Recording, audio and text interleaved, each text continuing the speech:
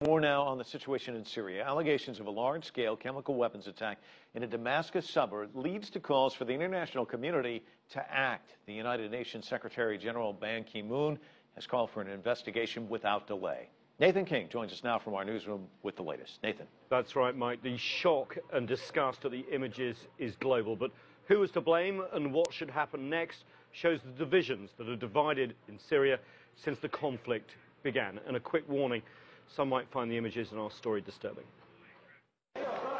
Whatever happened here in East Ghouta, the absence of any consensus over what to do about Syria's grinding civil war is in the spotlight again. Stopping short of military action, France has called for a forceful reaction if Bashar al-Assad's government is behind the attack. Russia has suggested that rebels may have staged it. China has condemned the use of chemical weapons, and Turkey has called for action. That red line Turkey mentioned was drawn a year ago by US President Obama, who said the use or movement of chemical weapons would be, quote, a game changer in Syria.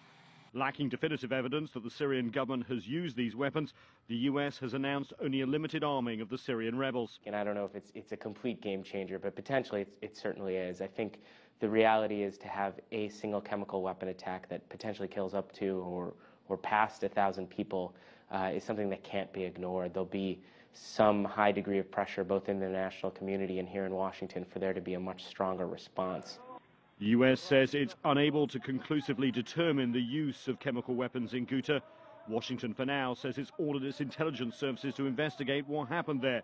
The United Nations is also pushing Damascus to allow chemical weapons inspectors access to the area. A team is already in country investigating 3 other alleged chemical attacks. Syria has launched an offensive in the area, which may limit access. A coincidence or a cover-up, as some people claim. Then there is the shocking video. Some experts say the visual evidence indicates a chemical attack, but others question its veracity. There are, within some of the videos, examples which seem a little hyper-real and almost as if they've been set up.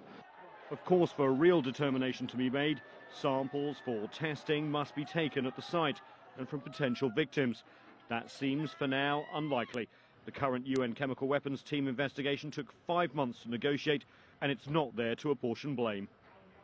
Obviously, chemical weapons attacks, unfortunately, are not new. Remember the Saddam Hussein attacks on the Kurds in the northern town of Halabja back in 1998. Also, President Assad's father was accused of using chemical weapons in Syria back in 1982 during the Hama massacre, and they don't lead often to foreign intervention. So even though this seems to be a horrific, if proved true, attack, it may not change the dynamic immediately on the ground in Syria's long-churning civil war. And Nathan, this region, of course, giving the Obama administration fits, have got all these problems with Egypt, and they don't really know how to respond to that. And now you have to look at the options for the U.S. What can they do?